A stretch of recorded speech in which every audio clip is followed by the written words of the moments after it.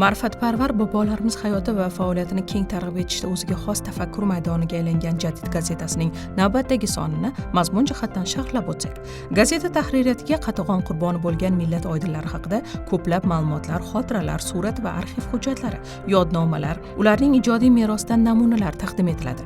Albatta, real faktlar, voqeliklarga asoslangan bunday materiallarning qiymati yuqori, ham o'quvchi uchun nihoyatda qiziq. Navbatdagi sonda pedagog, lingvist va fan doktori Safo Zufarovning estaliklaridan bir parcha e'lon qilindi.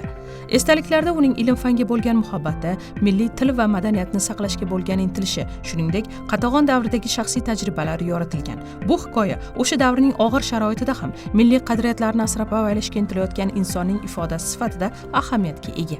Ilmdan boshqa muddaosi bo'lmagan, xalqning ma'naviyatini boyitishni ko'zlagan, kecha-yu kunduz kitob tutish, tadqiqot bilan band bo'lgan mendek ilmi tolibni va ayni butun boshli sovet tuzumiga xavf tug'dirayotgan o'ta jiddiy jinoyatchi sifatida o'z SSSRning siyosiy idorasi kishanband qilib, so'roq va qiynoqqa tutdi.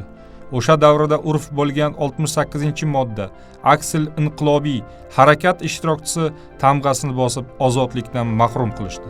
Herman Van Beri va ikki o'zbek shoiri azaliy va adabiy do'stlik rukni ostida berilgan ushbu maqolada mashhur mojar sayyohi va sharqshunos o'z asarlarida Turkistonning tarixi, madaniyati va adabiyotiga oid qimmatli ma'lumotlar taqdim etgan. Van Berining o'zbek adabiyotiga bo'lgan munosabati va uning ikki o'zbek shoiri Munis Xorazmiy va Amiri haqidagi qarashlari tahlil qilingan. Van Beri o'zbek adabiyotiga oid tadqiqotlari orqali Yevropa olimlariga bu yo'nalishdagi ma'lumotlarni yetkazgan. Munis va Amirining g'azallarining nemis tiliga tarjimalari orqali ularning ijodi Yevropa adabiyotiga kirib borgan.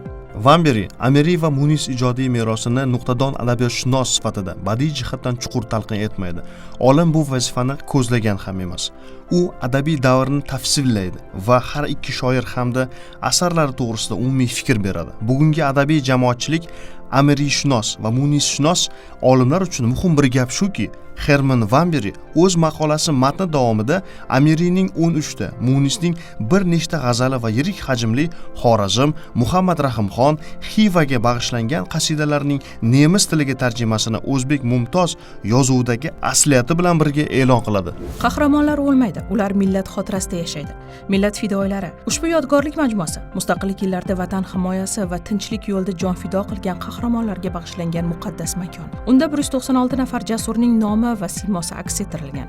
Har birining hikoyasi zamonaviy monitorlar orqali namoyish etiladi. Gazetada berilgan navbatdagi maqola orqali mazkur majmua ko'z o'ngingizda to'laligicha namoyon bo'ladi. Markazda bir-biriga suyangan, jigargo'shasi ketgan yo'lga ko'z tikkan mehribon ota-ona haykali qad rostlagan. O'zbekona kiyingan, keksa bo'lsa-da, bardam otaxon yuzidagi allanechuk mahzunlik bilan marhum farzandi ko'rsatgan jasoratdan g'ururlanib turibdi. Qo'yib bersangiz, hozir qurol olib, o'g'li jon bergan joyga boradi. Agar bu haykalga til bitsa bormi?